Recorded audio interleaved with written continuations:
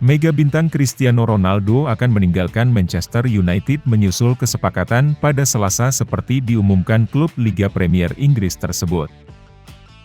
Cristiano Ronaldo akan meninggalkan Manchester United lewat kesepakatan bersama, yang berlaku secepatnya, demikian pernyataan resmi Manchester United.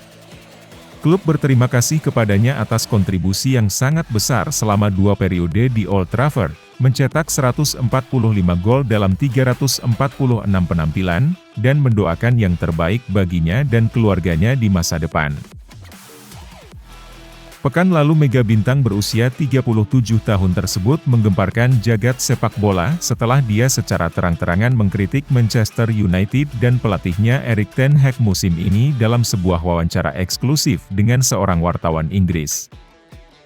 Perselisihan MU dan Ronaldo sudah dimulai sejak musim panas lalu. Sang pemain Portugal lantas membeberkan sejumlah kejelekan MU, sang manajemen dan tingkah para pemain muda dalam wawancara dengan Piers Morgan. Ronaldo yang kembali membela Old Trafford pada 2 tahun lalu telah membuat 27 gol dari 54 penampilannya bersama Setan Merah.